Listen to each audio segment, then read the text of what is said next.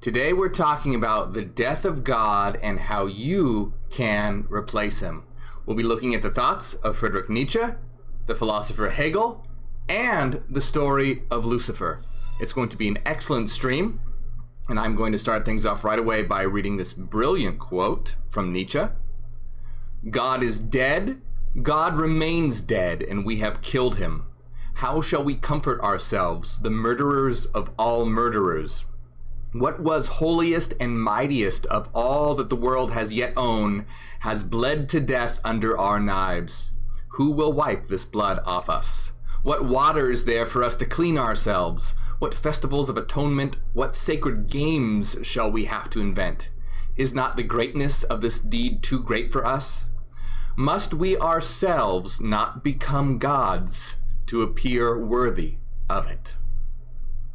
Very excited. I've been looking forward to the stream. It's going to be an excellent one. We're going to get started right away here. Now, remember that my lecture notes for this stream will be available for Patreon supporters, so consider supporting.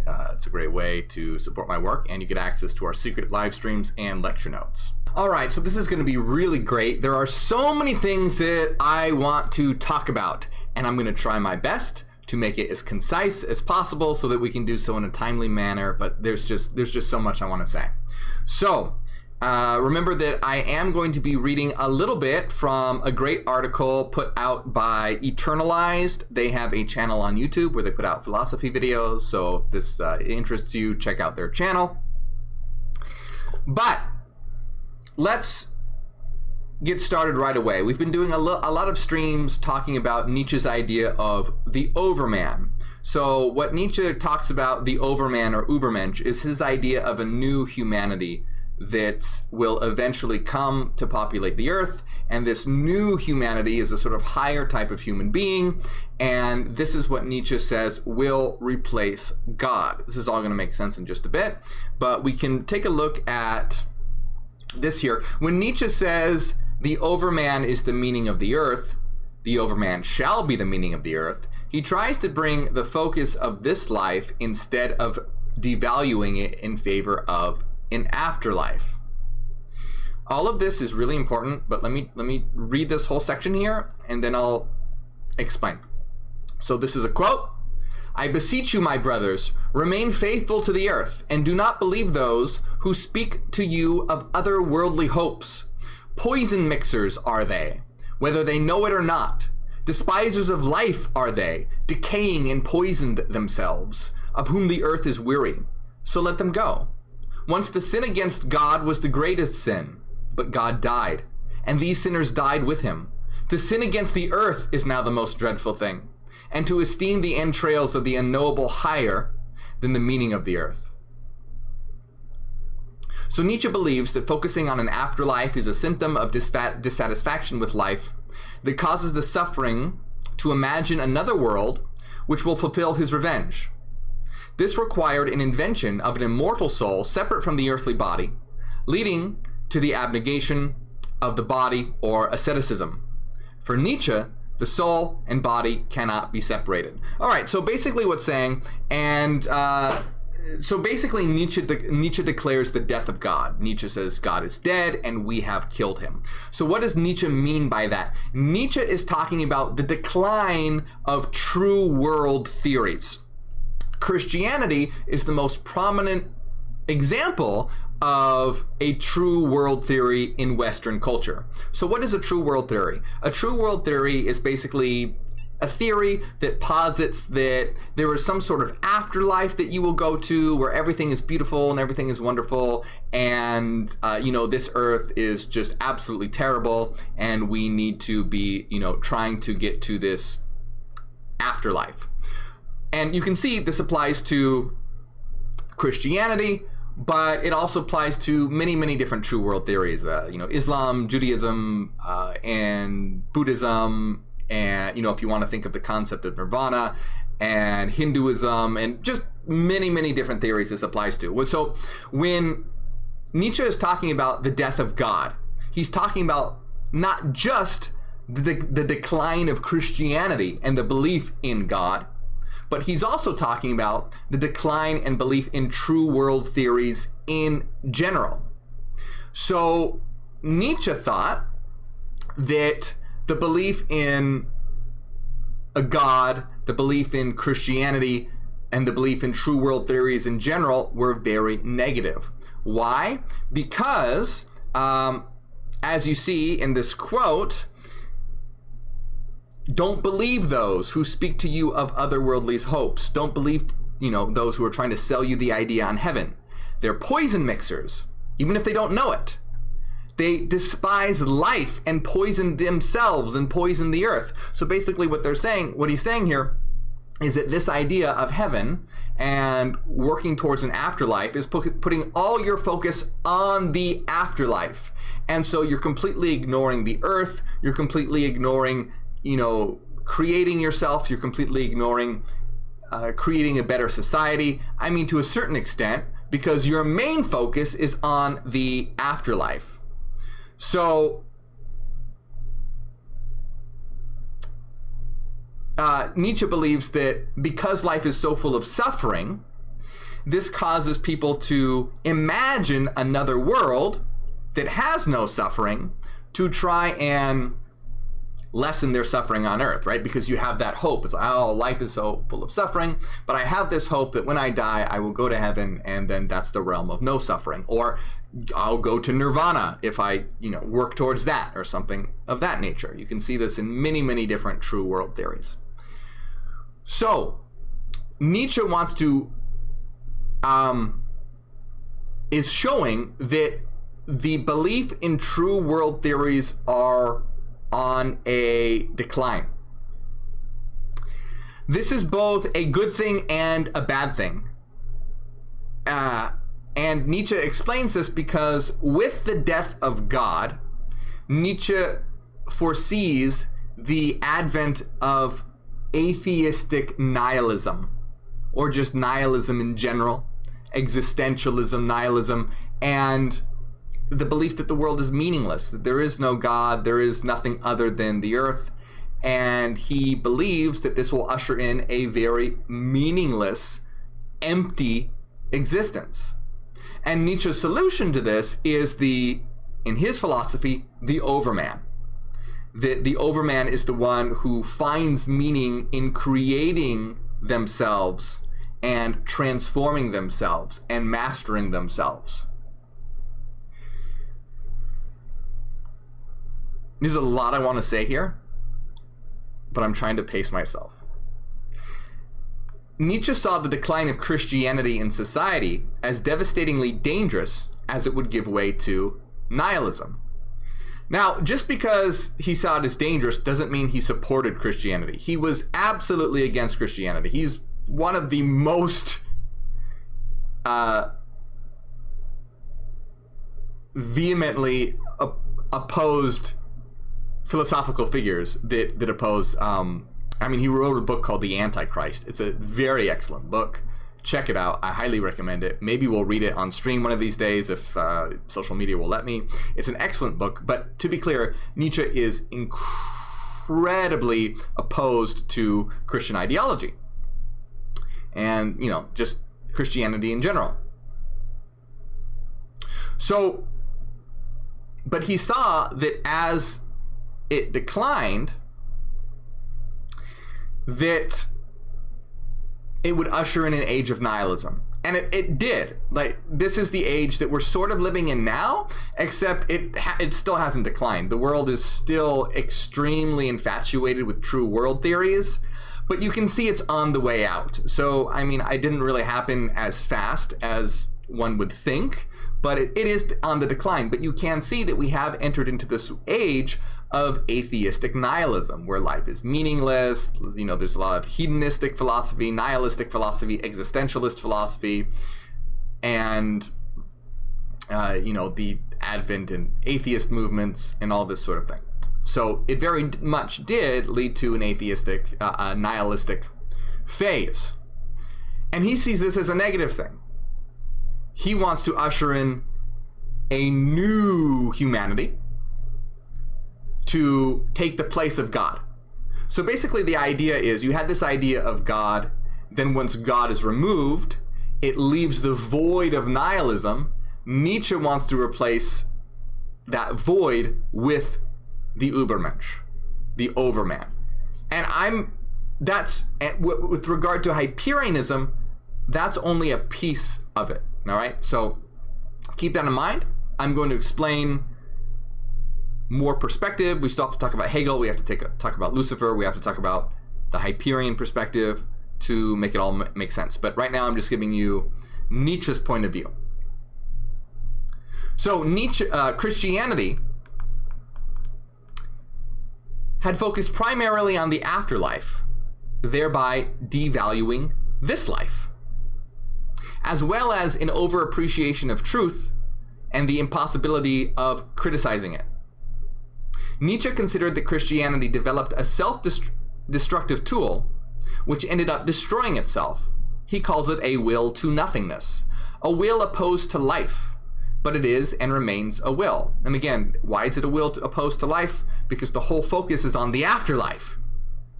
That's what you do. Remember, I'm an ex-Christian, and you live your life trying to please God, do good works, and avoid sin so that you will go to heaven.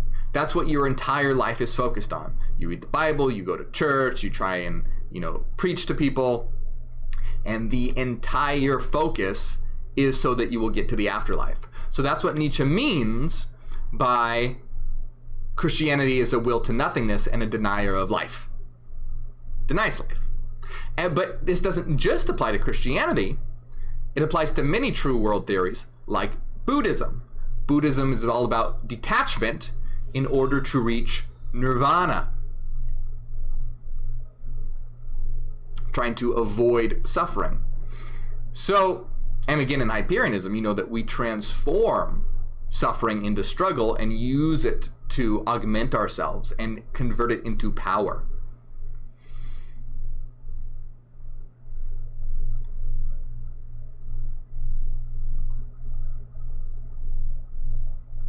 In other words, humanity will wish nothingness rather than not wish at all. It brought, however, a new and more venomous poison into life that devalues this life. The death of God symbolizes the opening of the gap of nihilism. So, people believe in God or an afterlife, etc. That belief declines, and what happens? Well, the next phase is the phase of nihilism. He saw humanity as facing an unprecedented crisis, which would require a transformation or evolution of humankind. And remember, that is what we are. That is what we are doing. What do we constantly say? We will transform humanity. We will transform the earth. We will transform the universe.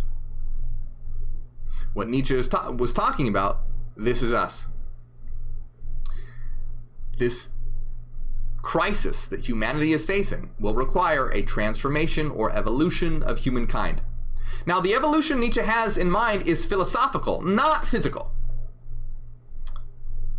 An evolution of mind. This is why we say we're in a war of the mind, and we talk about achieving a higher consciousness. It will require a questioning of the entire Western philosophical tradition and a completely different attitude toward life.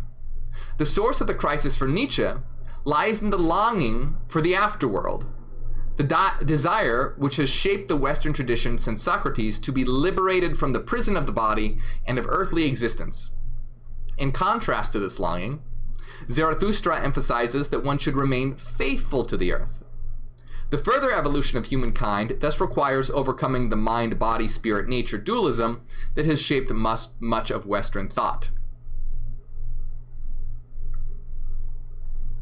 Now, I want to emphasize here that Nietzsche's ideas shares a lot in common with what we read in the Gospel of Thomas. The Gospel of Thomas is a heretical gospel, a Gnostic gospel, not accepted by Christianity. But the Gospel of Thomas is where, in this, secret, hidden, coded gospel, Jesus reveals that we are all gods and says that we should not focus on the afterlife, but rather realize the kingdom of heaven is within and all around. So basically what the Gospel of Thomas says is, don't look to a God in the sky or an afterlife when you die. Don't do that. Rather, realize that what you're looking for is within you through understanding yourself and acquiring knowledge, and without, all around. This world, we can shape it into our kingdom. And this is the view of Hyperianism. So the view of Hyperianism is very similar to the Gospel of Thomas. It's that we are eternal beings and can actualize ourselves and evolve through looking within and attaining higher levels of consciousness. And we can shape this world into whatever we so will. And I want to emphasize this point. I've said it again and again, but I think it's a really important one because I see a lot of Hyperians becoming tripped up by this, and they enter into that life-denying mindset where they go, oh, I just want to escape this world and enter the source. Like, I hate Earth, I hate physical existence, I just want to escape and enter the source. And remember, we are not escapists, we are gods. What are gods? Gods are creators. We are not here to escape, we are here to create and transform. We are here to transform ourselves and actualize a beautiful existence right here and right now. So if you want to become a god does not escape. A god does not try and escape and extinguish and go to nirvana or run away to some, otherworldly existence. A god transforms. Now, is there a metaphysical existence? Absolutely is. There is. There's the source, singularity, the frequency domain. We talk about this a lot. This is where our true selves reside, our monadic selves.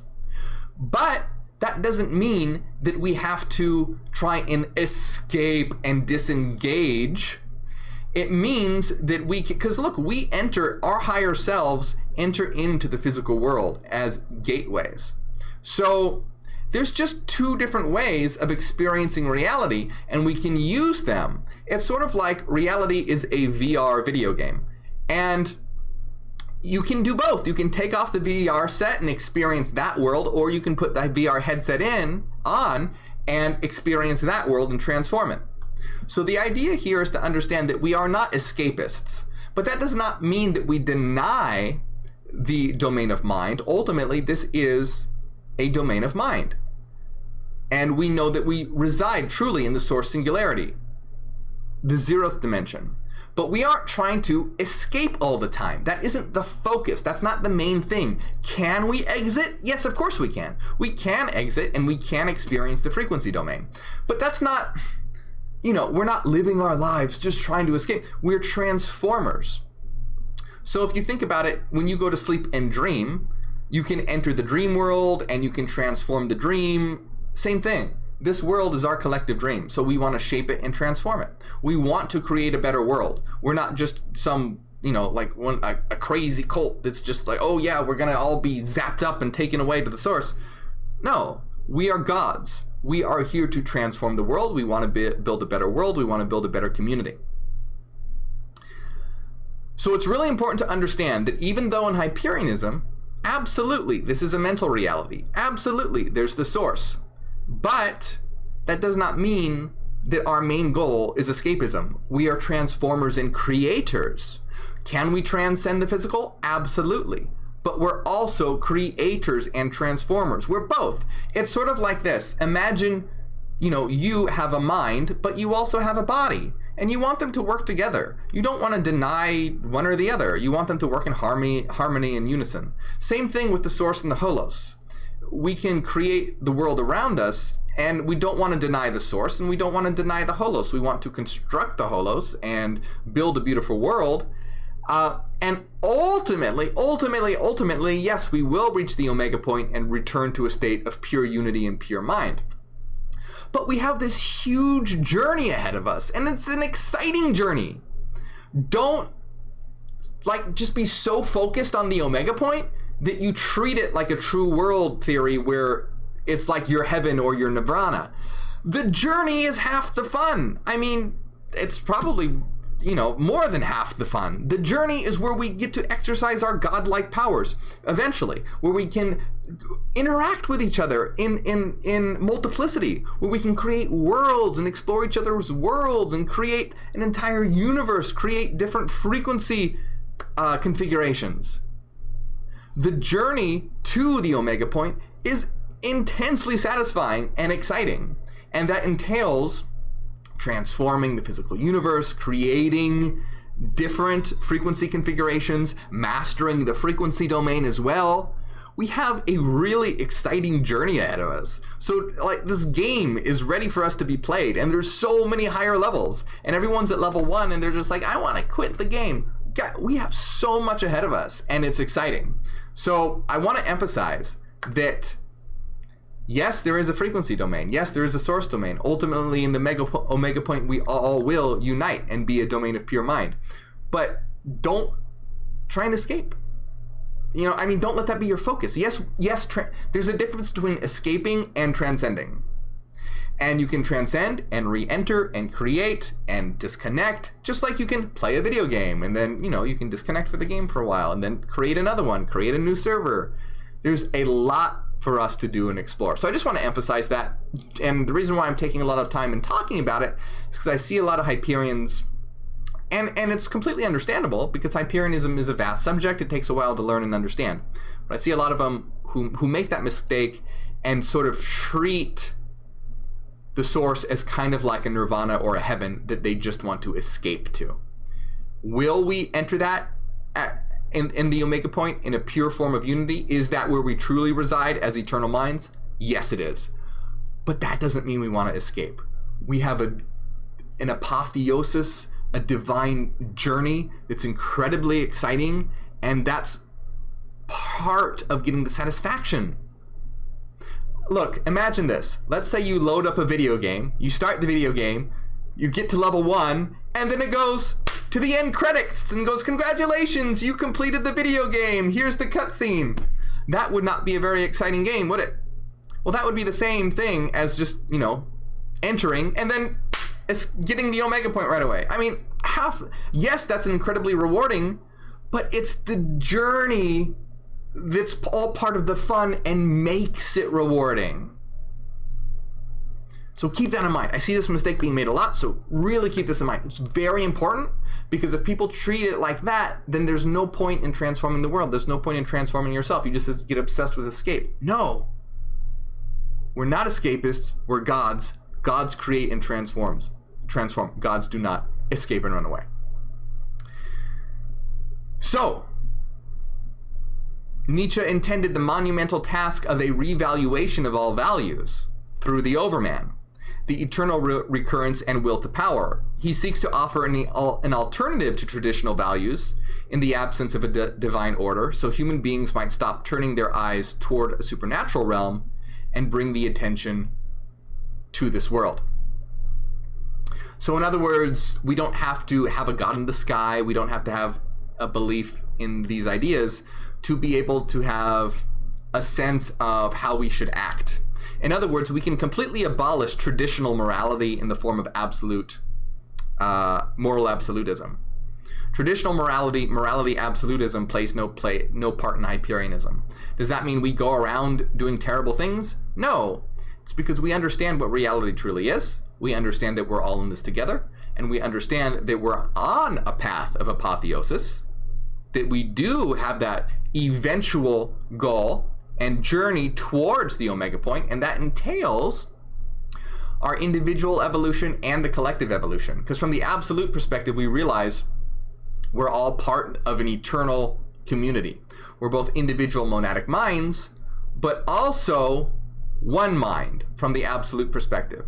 So for me to irrationally impede another's evolution by killing them or something is completely irrational, because it impedes the evolution of the collective. So just because we reject moral absolutism doesn't mean that we run around doing terrible things. The evolution and happiness and fulfillment and actualization of others and ourselves is at the very heart of Hyperianism.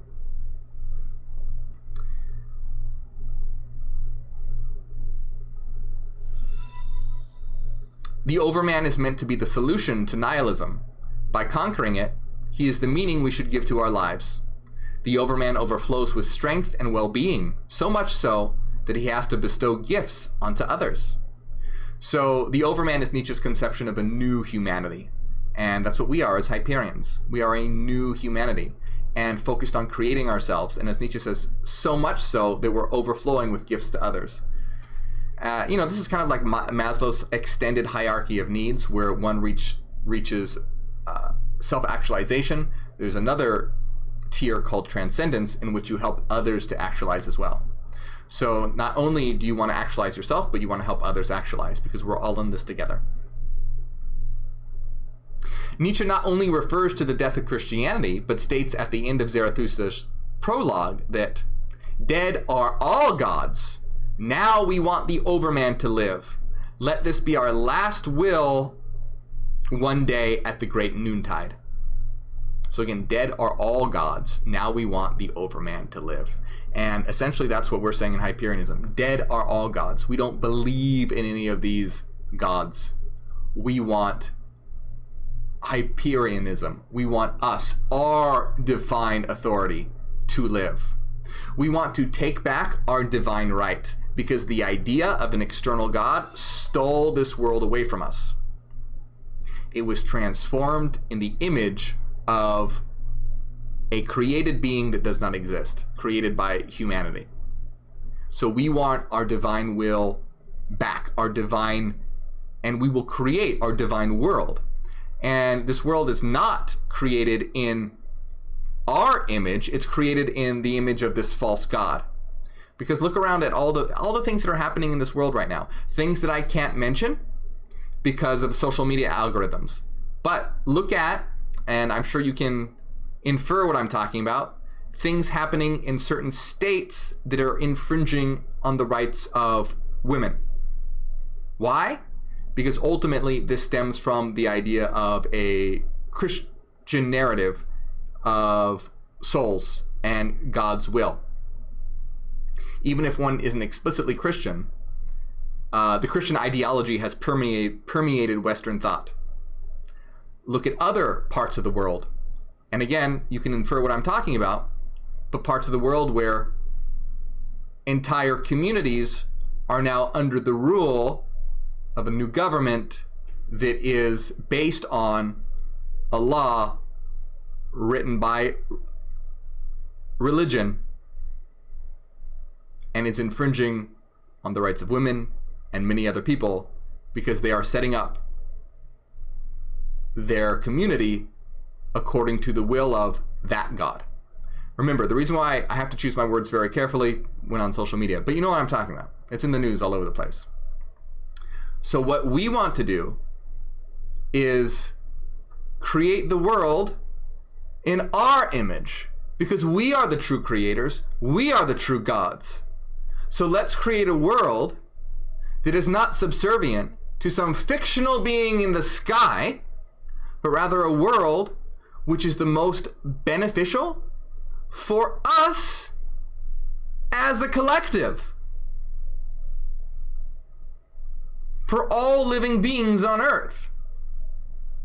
Now, does that seem like a crazy idea? It shouldn't. It shouldn't. So this is why we will take our world back and create our kingdom here on Earth, and that is New Terra, the unconquerable citadel on the hill. Taking back our divinity. That brings us onto the concept of Lucifer. Lucifer led a revolt in heaven against God. Lucifer wanted to overthrow God and become God. Lucifer revolted against this tyrant. And this is what we are doing in this war of the mind. We are revolting against these philosophical ideologies, not even philosophical, these ideologies that have spread across the earth and are enforcing toxic systems. So we are leading that revolt of the mind, that war of the mind, to establish our kingdom. Not a false kingdom, not a fake kingdom, not a kingdom of the dead, but a kingdom of the living. Not a kingdom of dead gods, but a kingdom of living gods. Because that's what we have right now, a kingdom of dead gods. This world is shaped according to these dead entities that don't exist. Rather, we will take back what's ours and shape it according to our living will. Lucifer led a revolt against heaven to overthrow God. What did Lucifer do when he was cast to earth? Lucifer told humanity they could become like God by obtaining knowledge. So you have this entity, Lucifer, who wanted to become God, who wanted to overthrow God, and wanted to tell humanity that they too could become God through knowledge. And what does the church do? Condemns Lucifer as the most villainous entity in the Bible. So do you see this strategy here? To condemn, to make being like God seem like the ultimate sin. Lucifer wanted to be like God. Oh, he's now the most evil character in the Bible. Prince of Hell. Adam and Eve ate from the apple. Lucifer told them they could become God. Automatically, that's what, it's called in Christianity, original sin. That's why it's the most sinful act that occurred and jump-started all the sin in the world. So the church has made becoming like God into the most sinful act and the most villainous character. Do you see how nefarious this is? Because this seeps into the minds of the masses. And then suddenly, it's evil to be, you want to become God? That sounds so evil. And if you may even still feel that a little bit in the back of your mind, if I'm saying, become God, and you feel a little bit like, but I don't know, isn't that kind of like egotistical, or is that? No, that is that nefarious ideology that has permeated into the unconscious and snuck its way into there. Absolutely not. That is what we are. We are claiming what we are. That is what we are as individuals and as a collective. This is our world. This is our place. We are gods. Don't be afraid to say it. Don't feel pre-programmed guilt. Fuck that. We are God. We are the transformers. We are creators. We are the illuminators. We are the light bringers.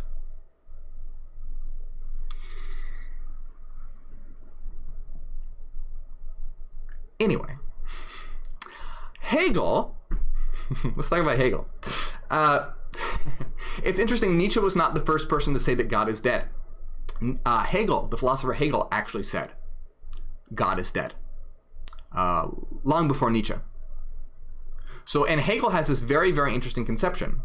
So in Hegelian thought, the death of God does not result in a strict negativity, but rather permits the emergence of the full revelation of God, absolute consciousness. So according to Hegel, the death of God results in making way for the emergence of absolute consciousness, which is the full actualization of God, which is us. So in this conception, we have this false idea of God, and through its death makes way for us to become God through absolute consciousness. And so in Hyperianism, we want to achieve absolute consciousness. And so we merge all these different ideas because, Nietzsche was against metaphysics. We are not, even though it's ironic that Nietzsche was against metaphysics because the will to power is a metaphysical idea. But anyways, that aside, Nietzsche was against metaphysics. We are not. We understand that mind is primary. But Nietzsche had an excellent idea in the fact that we can convert suffering into power, the idea of the emergence of a new humanity, and mastering ourselves. That's excellent. Hegel, on the other hand, had the idea of the earth as being basically God unconscious, and then realizing that it is God through us by attaining absolute consciousness. And so we take that part. That's a very important part. Now, I'm having to, it's much more complicated than that, but I'm trying to keep this relatively short. But you understand, it's not like, we're Nietzscheans, or we're Hegelians. No, we're Hyperians. Nietzsche got some things right. He got some things wrong. Hegel got some things right. He got some things wrong. We are a synthesized through reason progressive system that is the most optimized, evolved, and transcendent system in existence because it takes the rational elements of all systems, jettisons what's false, keeps what's true, synthesizes them together into the ultimate synthesis, and it's constantly evolving and constantly updating itself dialectically and through reason. So, in Hyperianism, we know that we are God. We know that the death of yes, did nihilism occur? Yes, it is occurring across the world right now through things like atheism and materialism.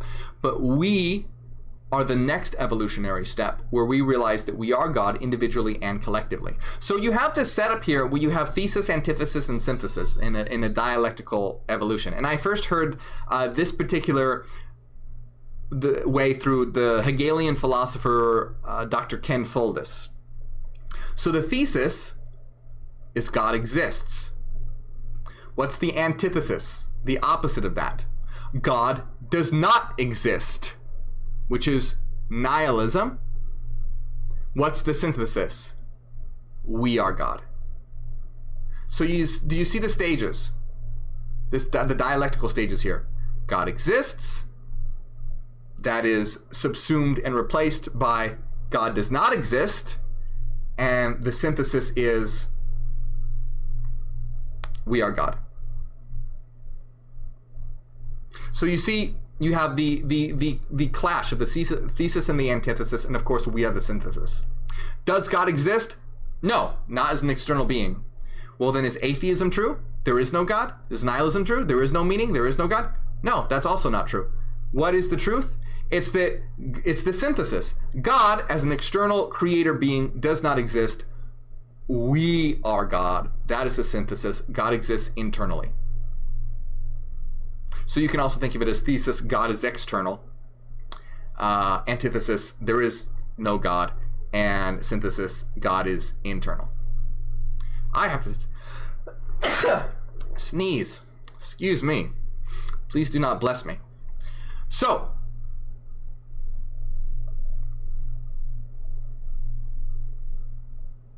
I'm just taking a look at my notes here, which the notes for this video are going to be available for Patreon supporters. So as you can see, we have this synthesis here. We have these very important ideas, and you can see how it all works too. This is a great way to understand Hyperianism. You can see that we have some ideas that are correct from Nietzsche, we have some ideas that are correct from Hegel, and we can synthesize them to reach a higher truth, which is Hyperianism. And then we have the story of Lucifer, which is legend or mythos. It's a story that we don't take as being true, but it is a beautiful story that we can use to pictorially, symbolically represent this idea.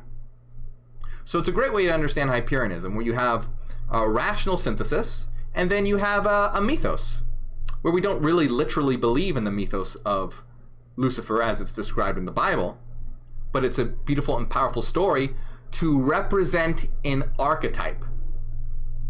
And that is the archetype of the Lightbringer, the Illuminator, which I talked about that a lot in a previous video called Who is the Illuminator? I believe. Check that out. So there is so much more that I really want to say about this, but I'm trying to make my videos more concise. And the idea here, the overarching idea that I want to get across, is that we live in a world that is still dominated by the idea of God. God has not dead. God is sort of on the way out. But we're seeing the rise of atheism and nihilism. So we have that dialectical clash. And of course, we're not the thesis and we're not the antithesis. We are the synthesis. It's not that nihilism is not true. Neither is there being an external God true. We know that we are God. But right now, this world is a kingdom of the dead. It's a kingdom of dead gods, and it's a kingdom of dead atheism, empty nihilism, and empty materialism. This world is defined by death. It is the kingdom of the dead, whether it's through, a dead god or the dead idea of atheism, materialism, nihilism. We are the bringers of the kingdom of life. We are not life deniers, we are life affirmers. We are not escapists, we are creators. So realize that we are the true gods. We are the builders of the kingdom of light and the kingdom of life. And we can transform this world right here and right now once we collectively make that decision. And that's why waking up the world is incredibly important, because we can make that as fast as we will. It just requires going out there and raising the consciousness of the world. That's why spreading information is so important. And so, don't look to a God in the sky, but also don't look to dead, empty, atheistic nihilism either. Those are both folly. Remember, God is dead, his throne is empty, and we are here to claim it, because it is rightfully ours. Also, don't be fooled by the shadows of God that Nietzsche talked about, like New Ageism. New Ageism is really nefarious because it can seem kind of transcendent, but what does it do? It has replaced God with the idea of the universe. Instead of having faith in God, you have, faith that the universe will provide. You believe that, something bad's happening. Oh, the universe will provide. Or Mercury must be in retrograde. Or, no. Stop externalizing what is internal and stop putting blame and hopes and faith in something external. This New Ageism is just Christianity in a new guise. They've just swapped words around. Instead of God, you have the universe. Instead of, faith, you have belief. Positive vibes. Something like that. So don't fall for those traps. New Ageism is a big trap. Humanity is trying to ascend, even if they don't really know it. That'll drag you back. So don't fall for that. Remember, don't let anyone steal your power. Don't let them give it away to a God in the sky. Don't let them give it away to the universe. Your power is yours. You have the potential to become an individual God, and together as a collective, we form the God, the one, the absolute. The ultimate universal, formed by us as particulars. The ultimate monadic network. So, fuck this idea of, fuck this kingdom of the dead. But it's not a place for us to run away or escape from. It's for us to transform into the kingdom of life and kingdom of light and our beautiful new, brilliant new Terra. I want to give a huge shout out to everyone that supports on Patreon, especially our top supporters like Timothy, Renaissance Fairy, Jordy, and Liam. Your support, that's how I'm able to create my videos. That's how we're able to, spread information. That's how I'm able to do my live streams, all this. Thank you so much. I appreciate it. If you support, you'll get access to our secret weekly live streams, and you'll get access to my lecture notes. You'll get access to lecture notes for this video and many of my other videos, and a lot more. We have a lot more planned.